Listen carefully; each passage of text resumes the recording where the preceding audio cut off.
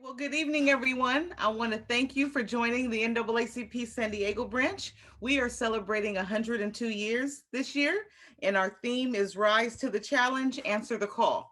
And so we like to host town halls to educate the community so that we know what is important and just so that we can tell other constituents. Tonight, we're going to be discussing jury. And so, how important the jury is to the system for change.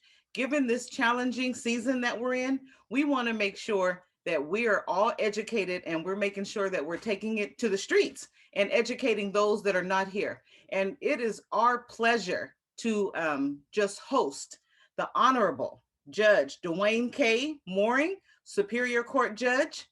We have our Chief, we have our Deputy Public Defender, Euketa Oliver, and joining us will be the Chief Deputy District Attorney, Dwayne Woodley.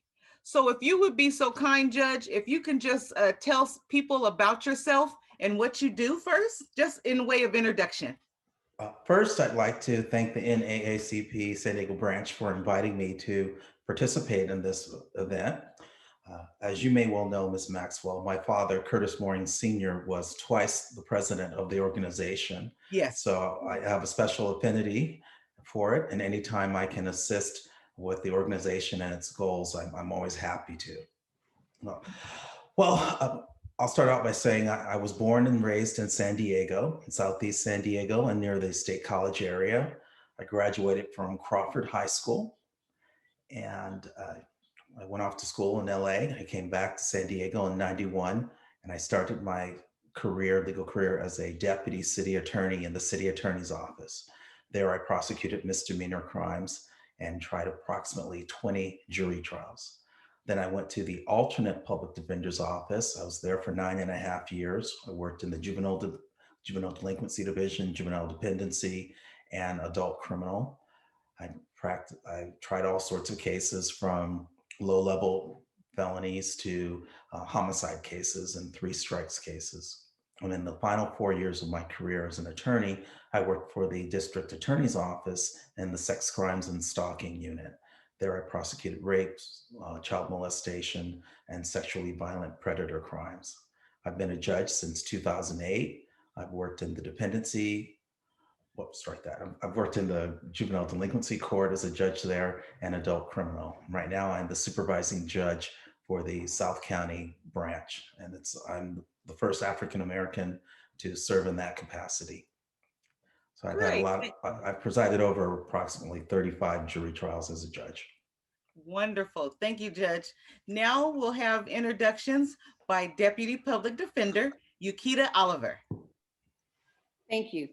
First, I'd like to thank the NAACP for inviting me to participate in this town hall, especially for such an important topic and conversation. I have been a deputy public defender for almost 16 years, and during that time, I've tried over 75 jury trials. I have tried every type of case, from low-level misdemeanors all the way up to special circumstance homicides, and everything in between. For nearly the past 4 years, I have been assigned to our Writs and Appeals Division, where I focus on post-conviction, habeas corpus petitions, things of that nature. And so I spend a lot of time there arguing cases before the San Diego Superior Court Appellate Division, and also the 4th District Court of Appeal, which is here locally in San Diego. Just by way of background, I graduated from Whittier Law School. I also have a master's degree in counseling psychology. I am the immediate past president of the Earl B. Gilliam Barr Foundation. And I also am currently co-chair of the Diverse Women's Committee of Lawyers Club San Diego. And also I serve on the San Diego Superior Court's Anti-Bias Legal Equity Committee, as well as the San Diego County Bar Association's Bench Bar Committee. And again, I'm just happy to be here. Thank you. Thank you so much. We've been joined by our Chief Deputy District Attorney, Dwayne Woodley. This is introductions, Dwayne. If you can just introduce yourself to people and let them know a little bit of your background. Good evening, everybody. My name is Dwayne Woodley. I'm a Chief Deputy with the San Diego County District Attorney's Office. And I started my career as an attorney in the United States Navy as a JAG officer. From there, I went to the Public Defender's Office here in San Diego County for 5.5 years. And then I transitioned over to the District Attorney's Office. At the DA's office, I've worked in the gang unit, Superior Court, North County Juvenile. I then became Chief of the Superior Court Division. I've also been chief of the South Bay Division and branch, and I've also been chief of our juvenile division before I became a chief deputy. Currently, as a chief deputy, I supervise all of our branch divisions, including our juvenile division, as well as our special operations division and our community prosecutors. And I'm happy to be here this evening. Thank you so much. So we're just going to go ahead and dive right in and start with you, Judge. If you can just tell us how juries have changed and what you would like to see in upcoming juries. Well, the biggest change has been the California Racial Justice Act of 2020. It was just passed last year, and that's been codified under Penal Code Section 745. And that is a new section that it came about as a result of the social unrest resulting from the death of George Floyd and the pandemic and the protests. And the best way I can explain that law is I'll just read a portion of it. It states that the state shall not seek or obtain a criminal conviction or seek or obtain or impose a sentence on the basis of race, ethnicity, or national origin. And a violation is established if the defendant proves by a preponderance of the evidence that the judge, an attorney in the case, a law enforcement officer involved in the case, an expert witness, or a juror exhibited bias or animus toward the defendant because of the defendant's race, ethnicity, or national origin.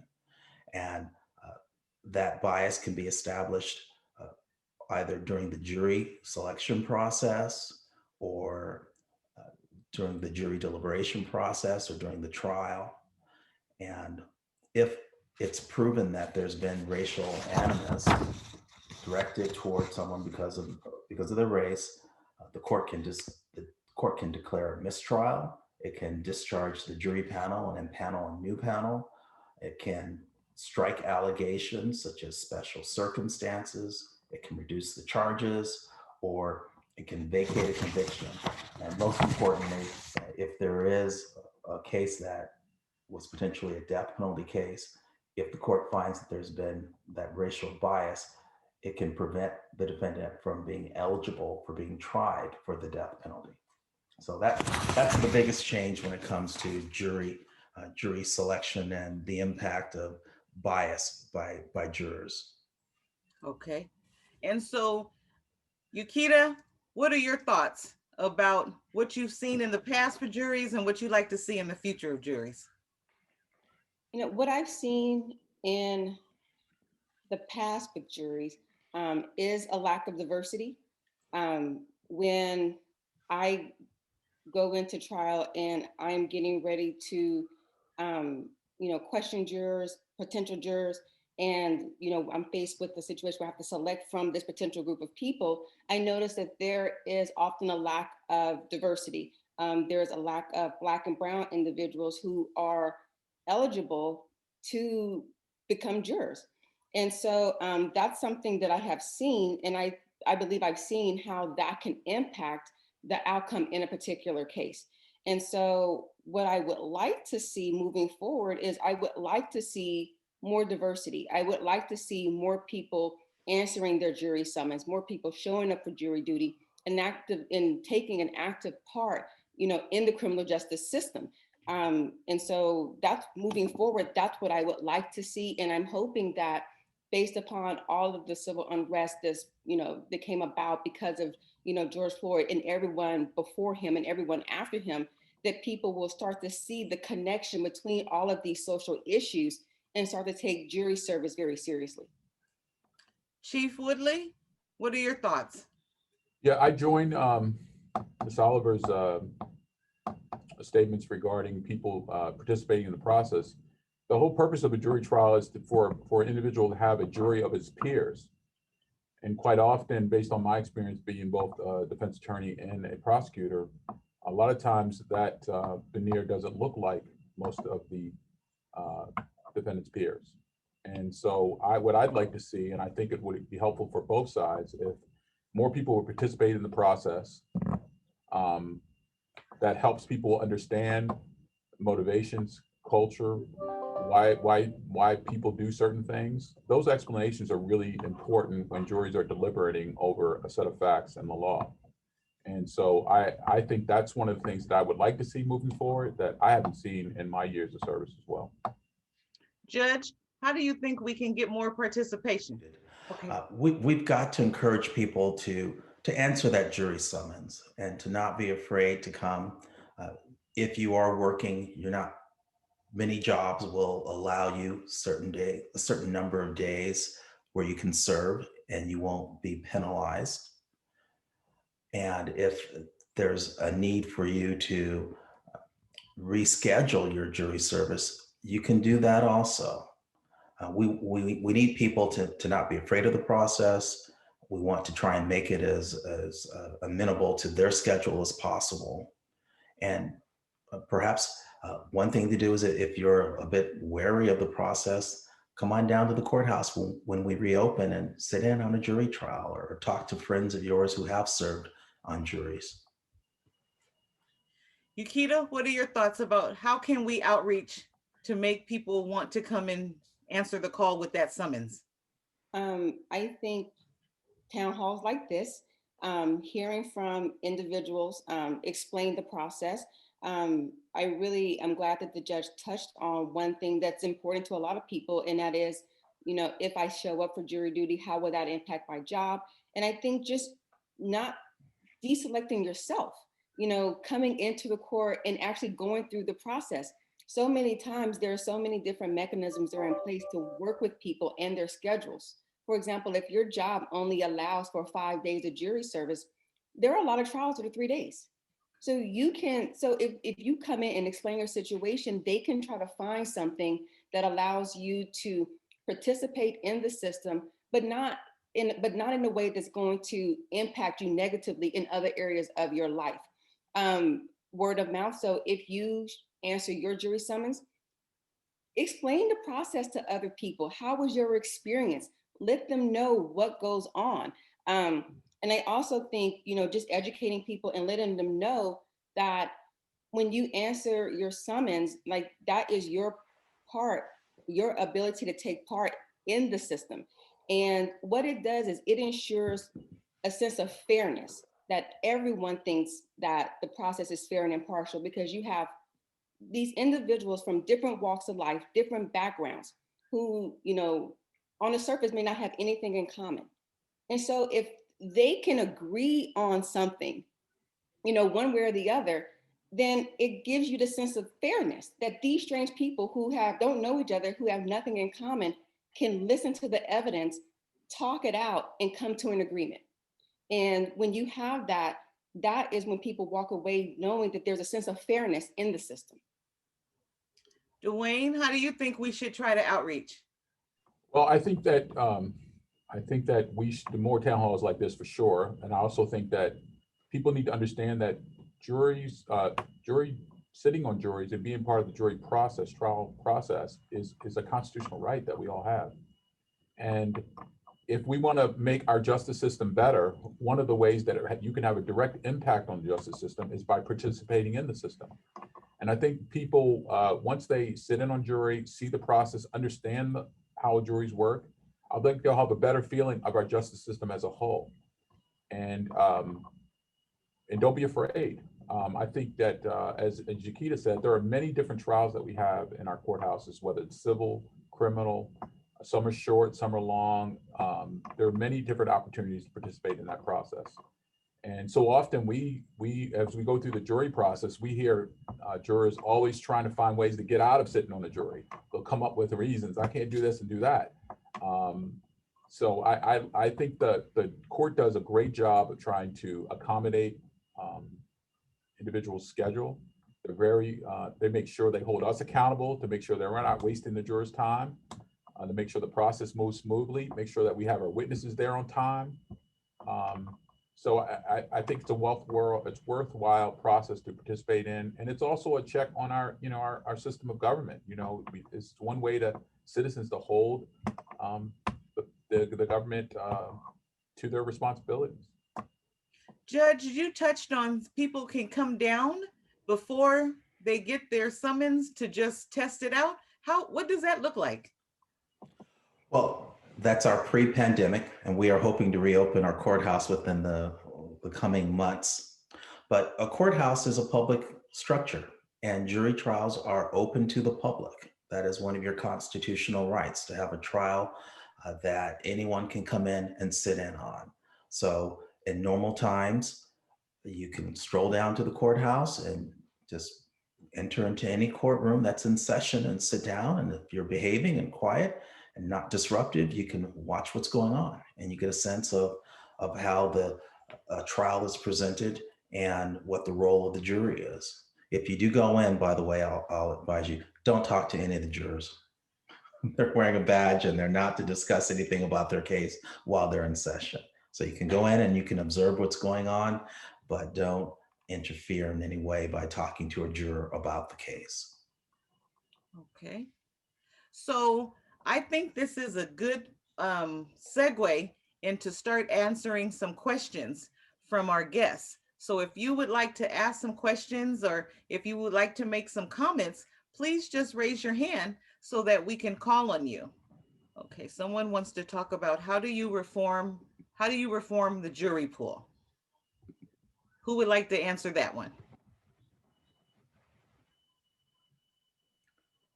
Well, first I'll explain where the jury pool comes from. Okay.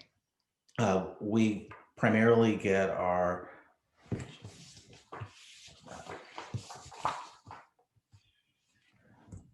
it's from both the Department of Motor Vehicles Registration Records and voter records. It starts with the DMV. So we're taking our list of voters from the DMV, and if you are selected to sit on a jury, you actually sit on the jury and you deliberate, your name won't be recalled again for another 36 months.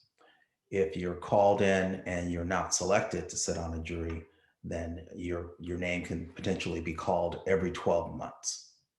So I guess the obvious answer would be make sure that you have a valid driver's license and register to vote. So those are ways that we can get you on the rolls so that you can come in. So the 12 months versus the 36 months, how many times you'll receive the summons? That's correct. Annually, if you're not placed up to annually, or potentially annually if you're not selected. And it's supposed to be every 36 months if you do sit and deliberate on a jury. So no wonder I keep getting them every 12 months and I couldn't figure out why. Thank you, Judge. I routinely show up and I don't get picked. And so that's why I'm like, and then other people, they do serve. And so they don't have to come back for another. That makes sense. We need to market that because people, we didn't know. And so like you said, more town halls so that we can get the information out. That is so good. I didn't realize. Okay. And hopefully we'll get you on a jury next time as a result of this town hall. Well, you know, some of my answers. Well, let's talk about that too. Okay. Answers. So a lot of the first thing on the, within the first three, they asked, do you have a family member that's in law enforcement? And some attorneys, if you say yes, they say then you're excused. And so you just get your bus pass and you get to go home for the rest of the day. I'll let Ms. Oliver answer that. Thank you, Your Honor. You know, and I think because I'm a public defender, you wouldn't naturally think that if someone has a relationship with law enforcement, that I would automatically not want that particular person to serve on my jury. But that's absolutely, it's not true. San Diego County, there's a lot of law enforcement, and it's also a military town. So when you have that, you're gonna have people who have some sort of connection with law enforcement. So if that were the simple criteria, then there wouldn't be anyone. There wouldn't be anyone left. So it's not necessarily the relationship that you know someone that that's affiliated with law enforcement, but it is, how does that relationship impact your ability to be fair and impartial? And I think, and that's what the question boils down to. So is that relationship and what you've been told, what that person has told you, is it negative to the point where my client can't get a fair trial because you've already prejudged them based upon that relationship? So it's not simply just the relationship, but it's, what does that relationship have to do with your opinion of this particular case, of my particular client? I've had cases where there are people who have relationships with law enforcement and they know the person, who that person really is. So that law enforcement, relationship, it doesn't do them any good. If anything, it helps me. And it's something that the prosecution may have to overcome because they've seen them in a different light that they may not think is befitting of the shield. And so it would have the opposite effect. So I would say, it's not just necessarily, and that's with any relationship, whether that be law enforcement, an officer of the court, the judge, anyone. It depends on the nature of the relationship and how and if that will impact the trial itself. Okay, Can I add on to that, Ms. Maxwell? please. Because I think it's important that people understand that, when we all go to trial, I mean, both sides are going to trial to try to win, right? And we're trying to pick a jury that's going to give us that result that we're searching for. But there are a lot of times when cases, like Ms. Oliver said, there are cases that aren't dependent on law enforcement officers. There are some cases that are dependent on lay witnesses. And so the fact that a juror may be related to a law enforcement officer may not have anything ultimately to do with the evidence necessarily that is presented in the case. And so, but there are other cases that are really only dependent on law enforcement testimony. And that kind of case, it might be more relevant. So those are some of the things that attorneys have to try to decide as we're picking a jury, and the answers that the jurors are giving us as we go through the process to determine what is the best jury for my particular case based on the facts, and how the result will be for me. Okay. Does anybody have a question that they'd like to put on the floor for our panel to answer? The question is, are the jurors allowed to take notes during the trial? And are those notes, can they take them to the room for deliberation to begin? Yes, jurors are given notebooks and they're encouraged to take notes throughout the trial. We also point out that we don't want them to be so dependent upon their notes or so focused on note taking that they're not actually just sitting and listening and absorbing the trial as it's occurring in front of them. But the jurors are given notebooks. They're able to take notes throughout the trial. They can rely on their notes as much as possible. If they actually have a real question, we can read back testimony to them. And during their deliberations, the notebooks are there in the jury room with them. At the conclusion of the trial, we collect their notebooks and we destroy them. Oh, okay. So they are destroyed. I didn't know that. Okay. The next question, they'd like Mrs. Oliver to share what does a potential juror need to do before coming to answer the summons, in your opinion?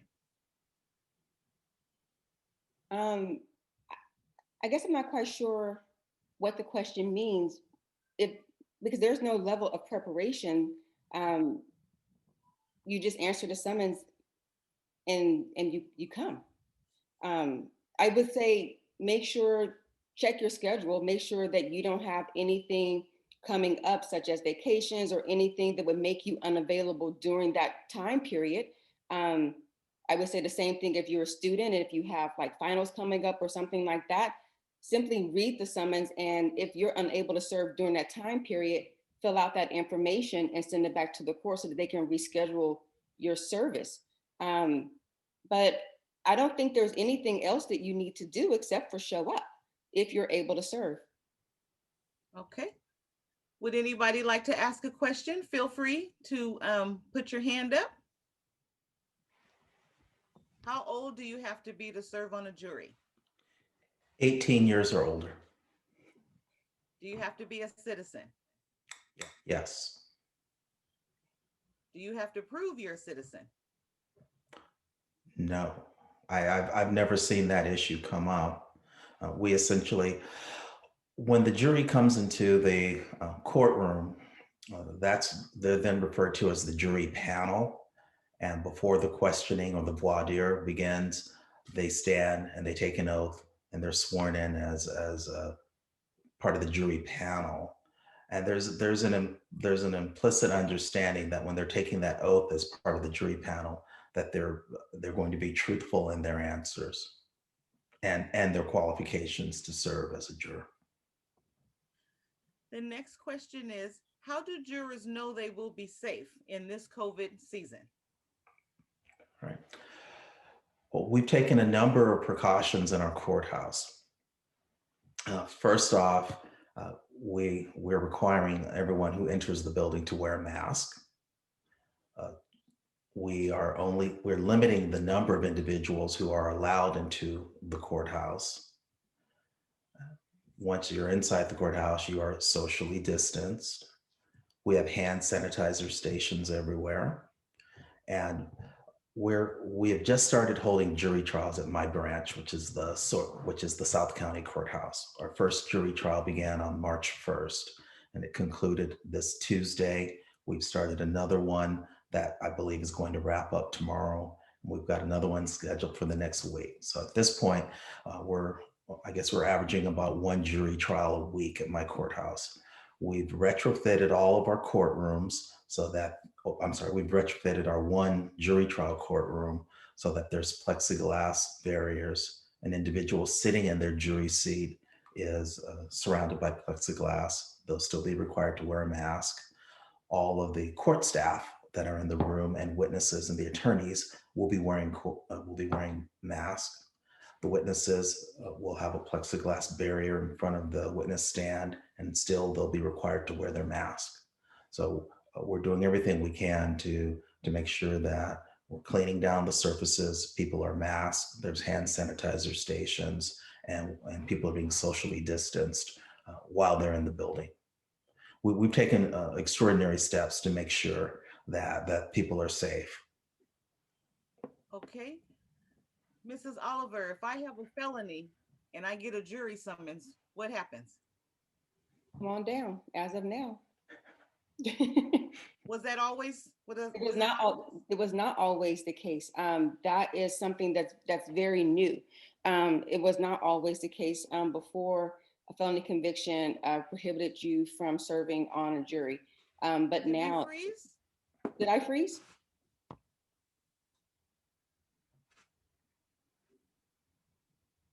Okay. Go ahead, Ms. Oliver. Can you hear me now? Yes. Okay, great. I'm not sure where I left off, where you heard me, where I froze. I heard you. I'm sorry. I'm sorry. Where'd you? Oh, go on.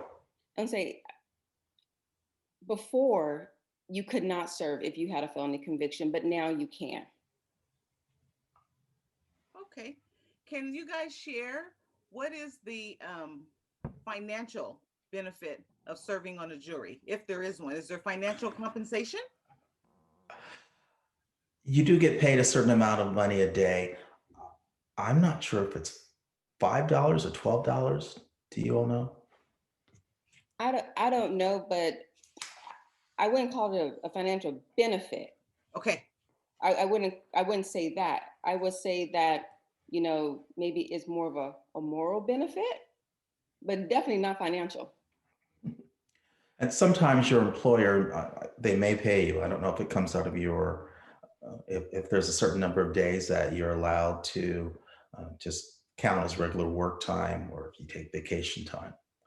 And there should, as Ms. Oliver stated, you're not coming to serve so that you can make money. You're coming to serve so that we can have a just society and that that defendant can have their day in court. Okay. And so maybe $15 a day or so, just depends. I'd have to check. There is some minimal compensation that is provided, just minimal. So if I'm not registered to vote and I don't drive, how would I participate on a jury? Well, that's where we get our roles from. Uh, I would I would encourage someone to check with our jury commissioner. So you can go to any of our courthouses and you can inquire as to whether there's a method for them to put you in the selection process. What do, Mr. Woodley, what does the prosecution look to when they're selecting a jury? Look for people that can be fair and impartial. People that will willing to sit and listen to all the evidence. People that are not afraid to judge other people.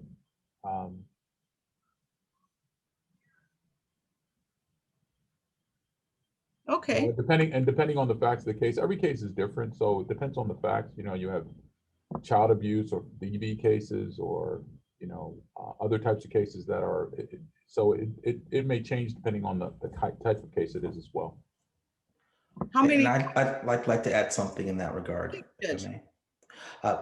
And I will just disagree with Mr. Woodley slightly as far as judging other people, because what's important for a juror to understand is, to begin with, you're a judge of the facts of the case.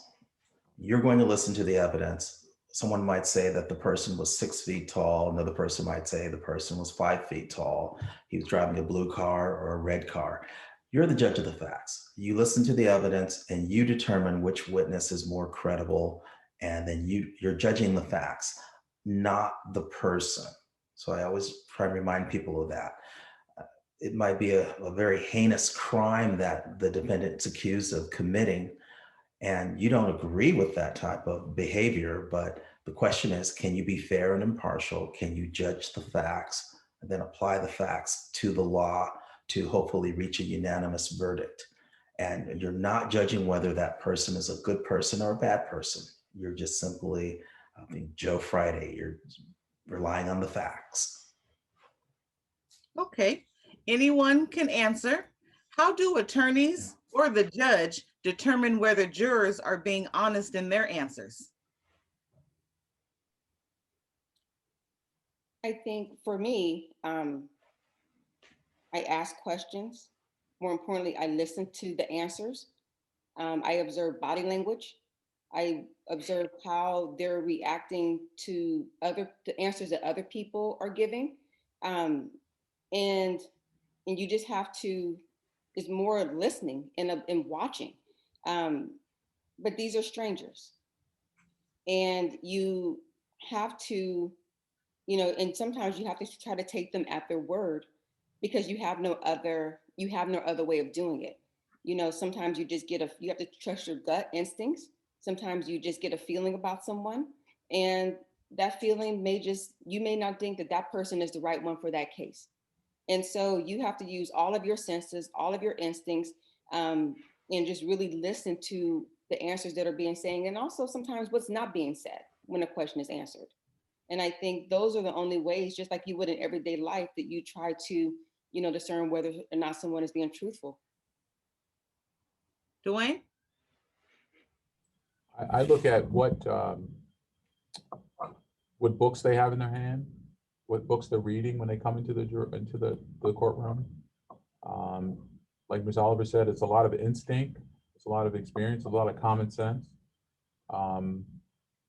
When I first started, I had there was a former judge who's retired now, Judge Edwards, and the way he used to pick a jury, which was different than a lot of judges, to try to combat some of these issues that we're talking about, is he would bring the jurors to the side of the bench, and talk in private and let them explain whatever the answers to the questions were, so that the other jurors wouldn't hear it and it wouldn't taint the rest of the pool.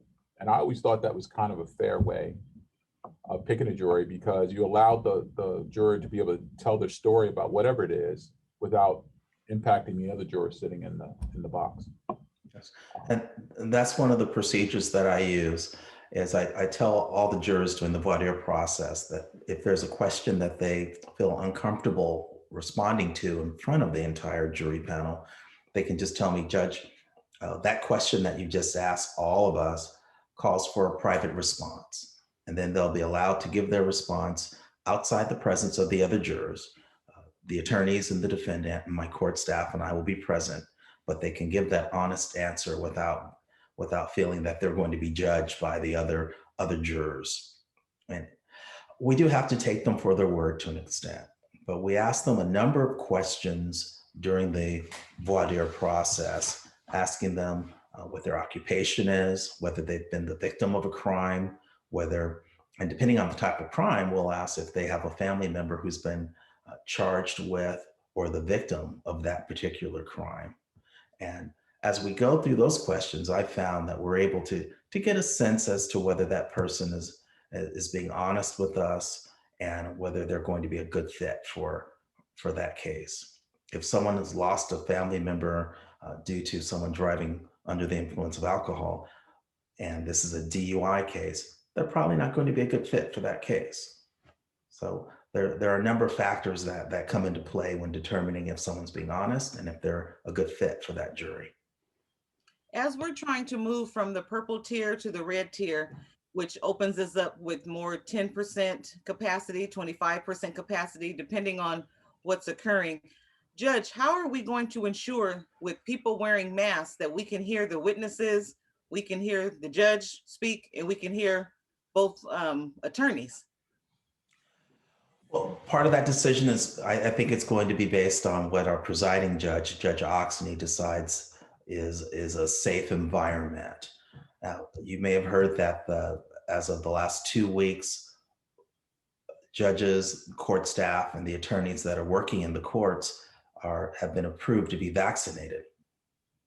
So many of us have already gotten our vaccines, and I suppose an ability to relax mask wearing is going to depend on how many people get vaccinated.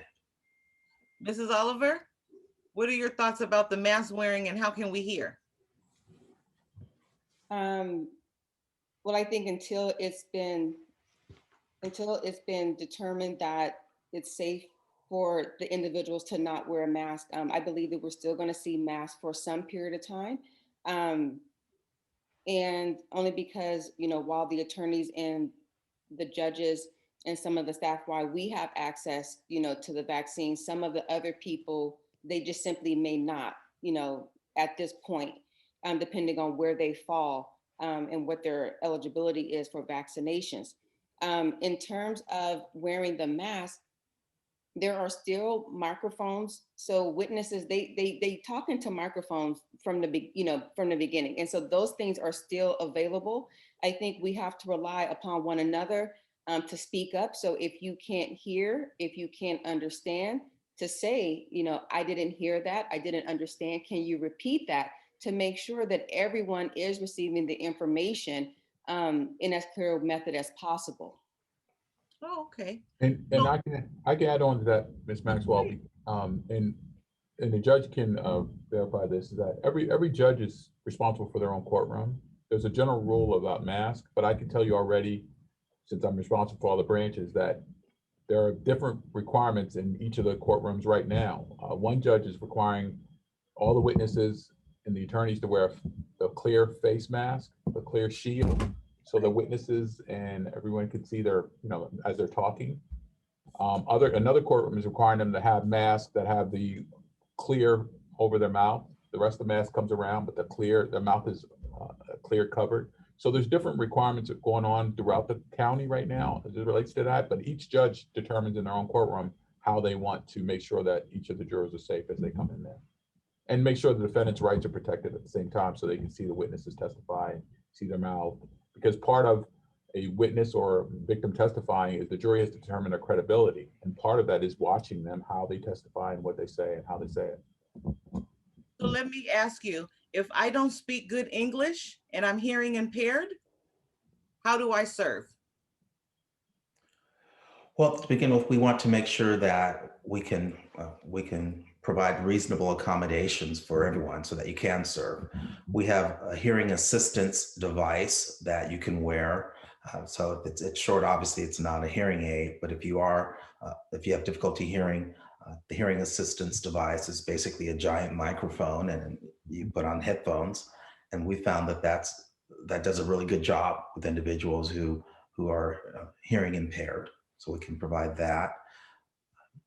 Uh, if a witness or defendant needs a sign language interpreter, we obviously provide that. And I do believe we also can do that for jurors. So we try and take whatever steps we can to overcome any type of disability with reasonable accommodations. So what type of reforms do you see coming down, Mrs. Oliver, for juries? The Racial Justice Act just passed, and that's huge right there. I haven't heard of anything else in terms of juries in the pipeline just right now. And again, I think that's because so much time was spent on the Racial Justice Act. And I think what's interesting, and I think we should just highlight the fact that that was authored by our own Dr. Shirley Weber. And so I think that's something that we definitely need to highlight. But the Racial Justice Act and how that will be used in terms of jury selection, I think is huge. I think what we need to do is really see how it's going to be implemented, how it's going to play out, especially given how new it is. So I don't know if I'm in a position right now to say what other reforms are in the pipeline as far as juries. I think it'd be more interesting to see how the Racial Justice Act is actually implemented. Dwayne, your thoughts? Well, I think it's, the reason really behind the act is to make the process more fair for everybody. And that's what we all are striving for, is a fair and equitable justice system. And this is just another way that attempt to make the system fair. And I can tell you from my office perspective, some of the changes that are happening. We have, gone out and done trainings with law enforcement agencies to talk about the kind of language they've been putting in reports, how they describe people, to change, to make sure they're not doing and saying things in a way that they might have written it in the past, where we read it and we just kept on reading in those reports. But now those kinds of things are going to be raised in court. And so I think it's just the act itself is already going to improve the interaction within the justice system and make the system more fair. I'd also point out that there have been two other big changes in the laws, not necessarily relating to jury trials, but criminal justice reforms. First, the period for felony probation and misdemeanor probation has been shortened. In the past, a person could be on felony probation for a 3 to 5 year period. And now for most felonies, it's just a 2-year period. So they're under the jurisdiction of the court for 2 years after they've been convicted of that crime. And reducing that by 1 year can make a big difference, because in that third year might be the time that someone would run afoul of their probation conditions and end up going to prison. So now that time's been shortened. And also their liberty is now shortened to a 2-year period versus a 3-year period, and their rights, certain rights that they have. And for misdemeanors, it's what might have been a 3-year probationary period now is also, for many cases, just a 1-year period. And that's very helpful. And the courts also have the ability to grant diversion on most misdemeanor offenses, with the exceptions of certain violent crimes and domestic violence cases. So the ability to shorten probation and to grant diversion. With diversion, you're, rather than being convicted of the crime, you are completing certain terms of a grant of diversion.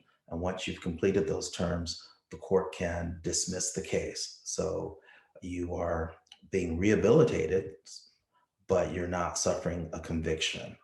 And that can have a major impact on someone's ability to get jobs, to further their education. How do we know that race isn't being used in jury selection? And that's for all three of you. Well, you've got to look for certain clues.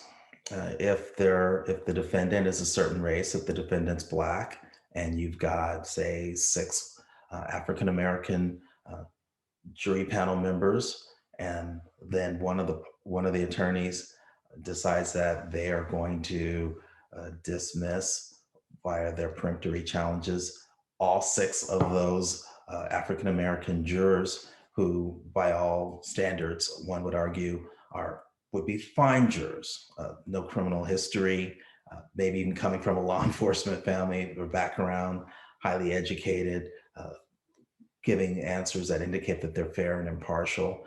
If you see all of those individuals being dismissed from the jury, when I was an attorney, certainly that would raise a red flag. And as a judge, if the potential argument is made to me that there's bias there, then we're going to follow up on it. That's my perspective.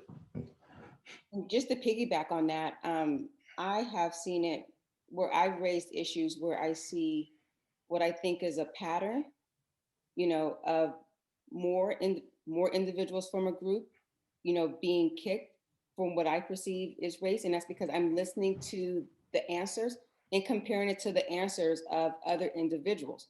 And I've done that. I've raised those issues, whether it be the dismissal of more than one individual, but I've also raised it when it's just one individual. Because to me, to excuse one juror because of race is one too many. And so if their answers are similar to someone else's answers, and that person was not excused, but the person is excused, then to me, it's because of race, because their answers are very similar. And I think that's something a concern worth raising. And I'll raise that with the judge. Dwayne? It's part of the jury selection process. I think that anybody that's tried cases have had, this issue raised. Whoever the person is kicking a jury is going to have to answer to Judge Mooring as to give them race neutral reasons why this particular person you believe cannot be fair and impartial. And so you're going to have to respond to those questions by the judge as we go through this process. And that's their responsibility to do. If they believe this person cannot be fair and impartial, they have to have a articulable reason why that is the case. And it has to be something that the judge is satisfactory to the judge. Otherwise, I'm sure Judge Mooring will say, no, you cannot remove that person from this panel. And that's been the law for several decades, if federal and state law, where someone is dismissed from a jury because of a racial bias on behalf of one of the attorneys. The opposing counsel can challenge that. The court will make certain inquiries, first determining whether that juror who was kicked, if they are a member of a protected class, asking the prosecutor, if the prosecutor is the one who has the Wheeler motion brought against them, asking them to explain a race neutral basis for why that individual was dismissed from the jury, and then the court inquiring further to determine if that is indeed a race neutral basis for dismissal, or if the court feels that that person was dismissed because an attorney did not want that person based on their race or ethnicity. We had a few questions, Judge, in reference to IDs. IDs are severely limiting a shot at a representative for a jury. Is that law, or how do we get around those people that don't have IDs? Well, I said first, if the ID issue, from what I understand, if that's saying we're taking their name from the DMV, from the vehicle registration, or rather from the driver's license registration. So that's how you're getting the ID. When you come to court, we're not asking you for an ID. So this is just an issue as to where the names are coming from for the jury pool. So I can get in the building. We don't ask for an ID when you're entering the building. It's a public building, and there should be no basis for them to ask you for an ID to enter the courthouse. Do people have to dress up for the jury? Each judge has certain rules as to what they believe is the appropriate attire. Often it'll be no shirt, no shorts, no t-shirts with messages.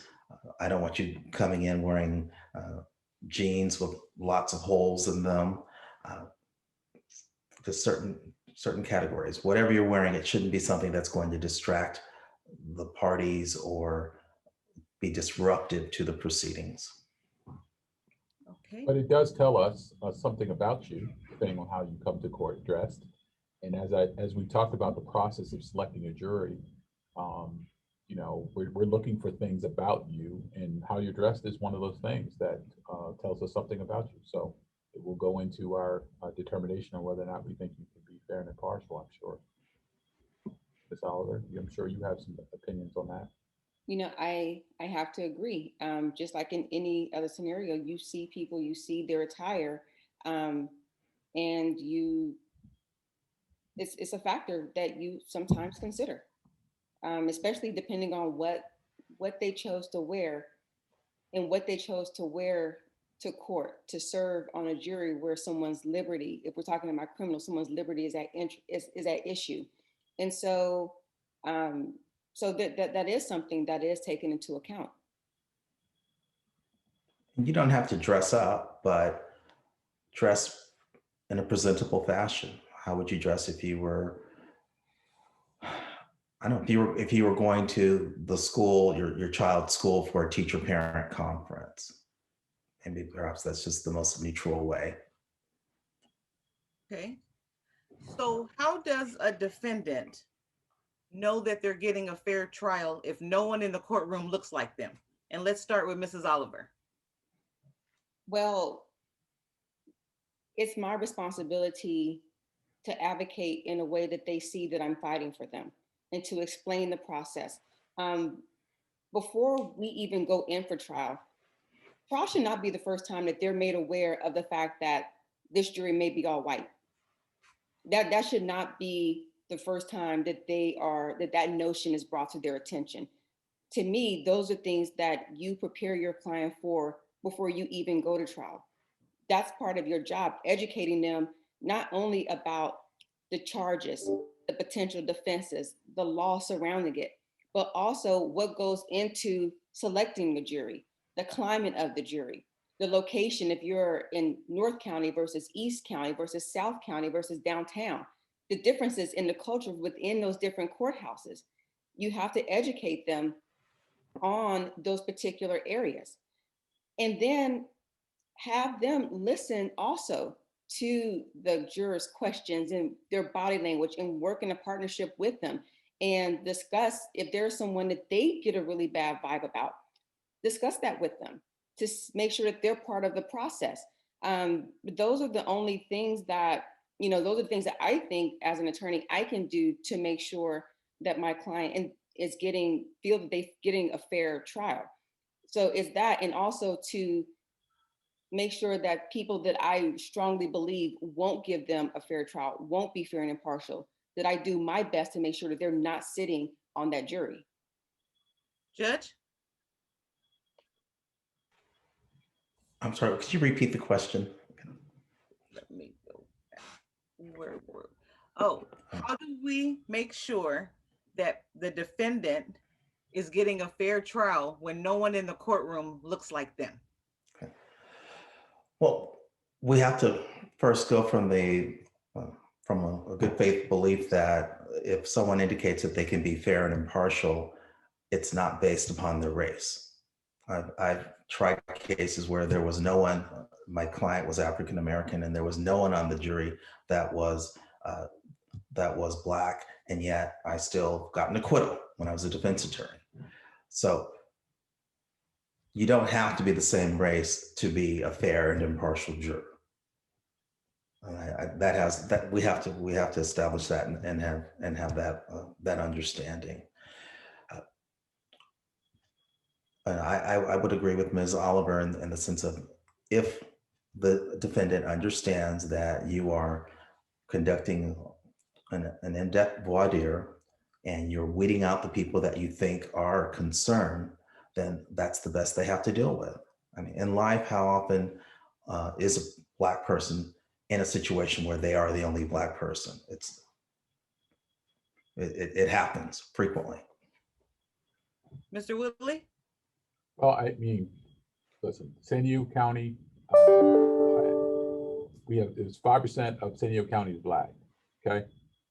The likelihood of when that jury panel walks in that courtroom of seeing a lot of folks that are like us, Black folks like us, is not very high.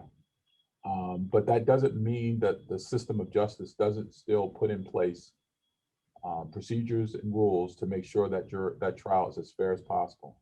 And we rely on Judge Mooring and his wisdom and his experience to preside over that trial and make sure the trial is fair for the defendant, and also fair for the people. So you have to believe in our system. You have to believe in the people that work in the system to make sure that it's fair. How do we begin to build trust? I'm sorry, before we move on, I just wanted to just add something. I think it's also important to understand that just because like my client is Black, just because I'm Black, if there are Black potential jurors, that doesn't mean that I'm picking them either, just because they're Black. And so I just wanted to just make sure the whole goal is to make sure that that we get jurors that are fair and impartial. We encourage and we want, and I think we desperately need diversity, but that doesn't mean that there's this notion that just because someone is the same race, that they're automatically going to vote my way, that I don't have to do as much work or anything like that. And so I just wanted to just emphasize that if they are diverse and they get sat on the jury, it's not simply because they're diverse and because they have nothing else to offer besides that. That may or may not be, it can't be a factor, but you need to see a diverse jury to make the system fair and to let people know that it is fairly working. But that's not the basis for selecting a juror just simply because they are of the same race either. I also think it's important, and as I said before, I've been on both sides of the aisle in the courtroom, both as a defense attorney and a prosecutor, and I think it's really important that we have a diverse panel, as diverse as we can be. People bring life experiences to those jury deliberation rooms that can explain why things happen, why someone may respond the way they do. And if we don't have a diverse panel, a lot of times those explanations are not given to jurors so they can make the right decision. And so it's really important that we have a diversity of experience and diversity of life, of culture in those jury deliberation rooms. And so, yeah, Ms. Oliver is correct. We want everyone to be fair and impartial, but we cannot put aside that we have certain experiences that might be relevant to these cases and those deliberations. And we need people in the room to make those decisions and provide that insight. Does every jury trial, does the participants receive a questionnaire? Well, the process of when you bring the jury panel in, and I can, in my courtroom pre-COVID, I could bring in 50 individuals to begin the jury questioning. And I would question all 50 of those potential jurors. And I have 8 questions that we typically ask them that I think all the judges throughout the county are asking. Those first 8 questions just are so general questions. And then depending on the crime, whether it's a drug crime, domestic violence crime, or a sex crime, they're going to have additional questions that they might ask you. My questions are, I start with one, I don't ask the jurors for their names. I allow them to keep that private from the rest of the jurors. The attorneys get a list of who what the names are of the individuals, but when I'm addressing them in my courtroom, they're just jurors 1 through 50. I'll ask them during the questionnaire, what's their occupation and the occupation of those other adults in their home. If they have children, how old their children are, what their children's occupations are. They've served on a jury before. And if they did they reach a verdict? Was it a criminal or a civil case? Have they been the victim of a crime? Do they know someone who have they or has a family member of theirs been charged with a crime before? Do they have family members or close friends in law enforcement or the legal profession? And then finally, if there's any reason why they feel that they cannot be a fair and impartial juror. So all 50 of the individuals who would come into my courtroom are going to be asked those 8 questions at a minimum. And then based on, And in go more ahead, Dwayne. serious cases, there are jury questionnaires that are Yes. given out to prospective jurors, and those are much more detailed, and they ask a lot more specific questions because those cases are much more serious and they require more in-depth inquiry of the panel to make sure that both sides are getting a fair trial. And so from the public defender standpoint, are there questionnaires that you hand out or? No, so like Dwayne mentioned, if there was, for certain cases, because of the nature of the charges and the potential punishments, then we usually work together to develop the questionnaire. So the questionnaire that he's speaking of is something that would be produced by both of our offices. Oh, okay. With the judge. With the judge. And so together we work to make sure that the questions are appropriate for the potential jurors. And that might be in a homicide case or a capital case where they're seeking the death penalty. Just the more serious the case, the more of a need to have an in-depth questionnaire of the jurors. But I can say that there have been times where a case may call for certain questions, certain sensitive questions, and an attorney always has the option to ask the court if the court would ask those questions. And I found that from my experience, when I was an attorney, sometimes they didn't want to answer the question if the attorney asked it, but if it's coming from the judge, they may be more likely to answer. And those could be done, like you said, on the side? Correct. I'll dismiss all the other jurors from the courtroom, and then they're there in the courtroom and they have an opportunity to speak. Some judges will just bring them up to the bench for a sidebar conversation, but I preferred to empty the courtroom and give them that space. Ms. Suing Jones wanted to know, what if a juror doesn't want to answer a question? Oh, okay. I've never had that as a judge where they outright refused to answer a question.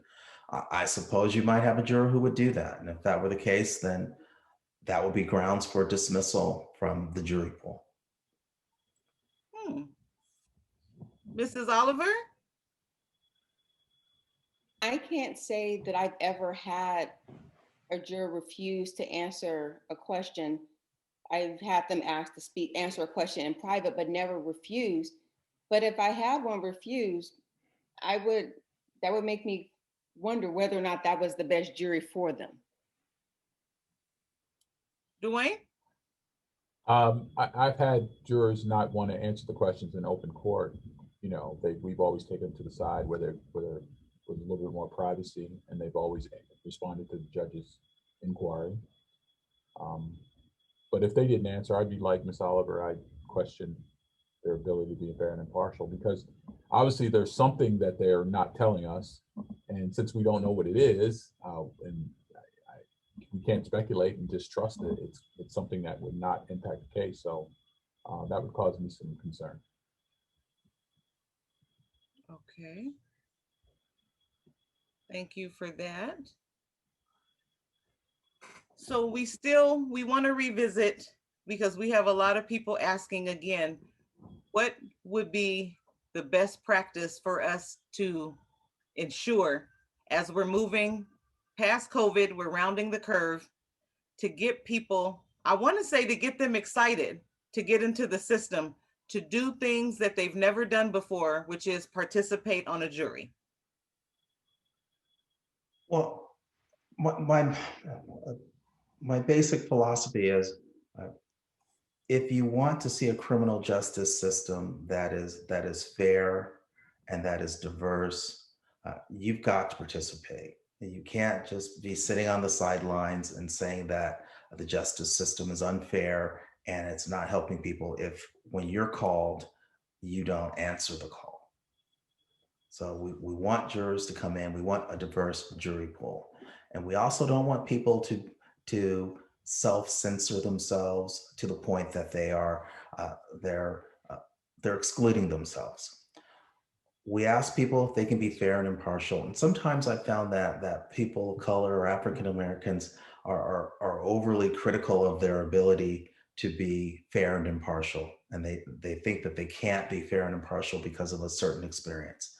Well, I would like to encourage people to come on down and answer the questions and let the judge and the attorneys be the ones to decide if you ultimately can't be fair or impartial. Sometimes it might be a certain crime that you aren't a good fit for on that jury, but there might be plenty of other cases, civil cases or petty thefts or any other types of cases where you can serve as a juror and there's no impediment. So be willing to come on down, be honest, but don't beat yourself up over whether you think you can be fair and impartial. Talk to the parties. Let us help you through that process. Ms. Oliver? And, I wholeheartedly agree with the judge because everyone has experiences. Everyone has lived life and everyone has experiences, and they're bringing those experiences with them. And so, again, like, don't let whatever experience you have, whether it be good or bad, deter you from serving on the jury when that experience may be exactly what that jury needs. I would hope that in this time that people will start to have more of an understanding about how all the social justice issues, how they all are connected and how they all, sometimes how they all end up here. And so I would hope that the people who were marching for Black Lives Matters and for George Floyd, I would hope that they would, continue on, those same sort of protests, if you will, and bring that spirit right on down to the courthouse, where the other piece of that puzzle is missing, and that is all of that experience in the jury seats. I had a case once, and I had a client, African American male, and family came to support. And during a break, his brother approached me and was not happy with the makeup of the jury. And because the jury was it was all white. And I explained, that I select from the group in which I am given. And then I asked, when was the last time he answered his summons? And he paused and he said, oh, well, I never have. And I said, every time you ignore your summons, I said, someone else's brother is looking for you. And he thought about it, and it never had clicked until that moment when his brother needed someone who looked like him. And at that point, he said that the next time he got one, he was served. Now, I don't know if he did or not, but I know in that moment, he realized the value of people like him serving on juries. And he realized what he was doing to the system every time he threw that summons in the trash. And I think when people can really see the impact their lack of participation has, like, we shouldn't wait until someone gets wrongly convicted to be outraged. We shouldn't wait until these things happen when we have the opportunity to do something about it now. Dwayne? I also think that um, instead of, a lot of people listen to, rumors and people's own perception of trials. I think if you sat in as a juror during the course of a whole trial and you see how fair the system is and how fair the parties in the system try to make the trial, I think you'll leave with a better feeling about our justice system, instead of just seeing parts of or this testimony or that testimony. It really requires you to watch the whole trial to really get an understanding of all the evidence that's presented, what the defenses are, and whether and what the outcome is. Because you can hear just one testimony from one person, and that doesn't give you the whole flavor of a trial. You have to watch the whole trial, the arguments by counsel, um, the cross-examinations. All of that is relevant in determining, lead to whatever the outcome is in that case. And it's important for people to see that by participating in the process. So you can see the system is fair than the perception that people may believe it is. But you got to participate in the process in order to observe that. And so our last question will be for each of your offices.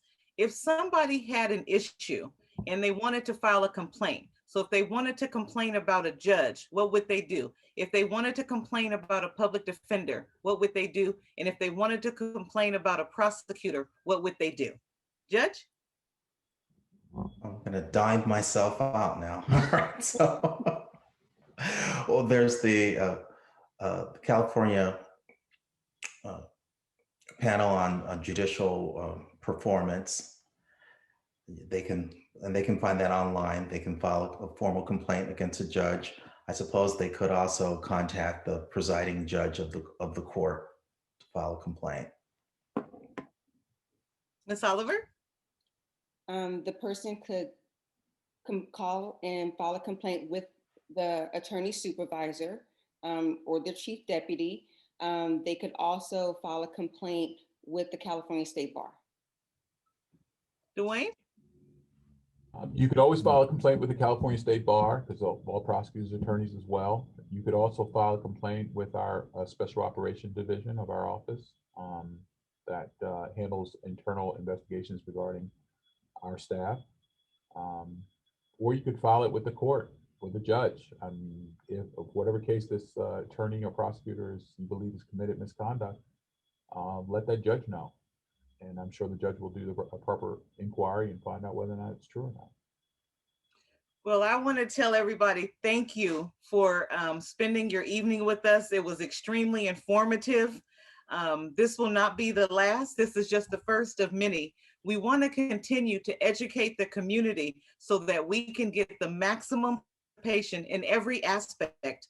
We want to introduce young boys and young girls, Black and brown, to judges that look like them, prosecutors that look like them, and public defenders that look like them, so that we can begin to groom our next generation of people that want to be advocates for the justice system, for change, and things like that. So any final thoughts, Judge Maury? I would say that everyone that I encounter, or 99.9% of the individuals that I encounter, attorneys, judges, they want to do the right thing. We go into this profession as a service profession. We want to help people. We want to make society better. And you can do that as an advocate for the people, or an advocate for the defendant, or as a judge. But we're drawn to this profession because we want to improve society for everyone. And I believe that that 99.9% of the individuals who do enter into this field are people who are upstanding, moral, and want to be ethical and do the right thing. Mrs. Oliver?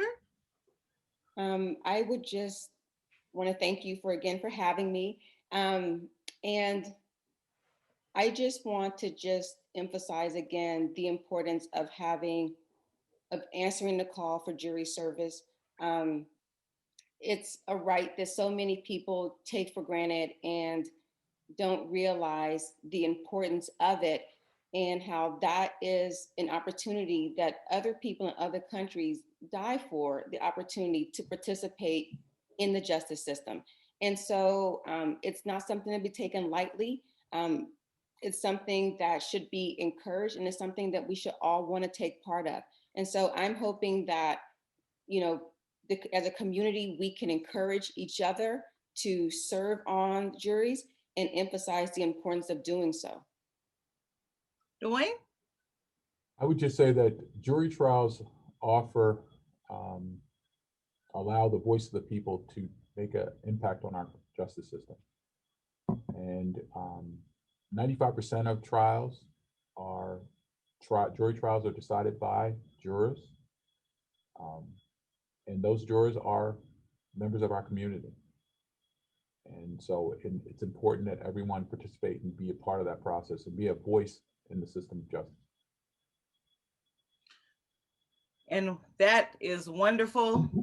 And I think that we need to make sure that we duplicate this for our youth, because we want to make sure that we get them started in jury trials as soon as they're of age. And maybe we do it pre-age so that they're ready, like how we're doing the pre-voter registration for them. And we can get everybody engaged. Again, I want to thank everybody for coming and educating us, learning. The NAACP San Diego branch stands ready to advocate and engage with our community to make sure that they know, and don't be intimidated. And like the judge said, come down and just view and make yourself more comfortable. Please go to our website, SanDiegoNAACP.org. If you're not a member, please join the NAACP San Diego branch and become a life member. You are the life's blood. And so we look forward to working with each and every one of you. Again, Judge, thank you. Mrs. Oliver, Mr. Woodley, the NAACP San Diego branch really appreciate you. And with that, everybody have a wonderful night and have a great week.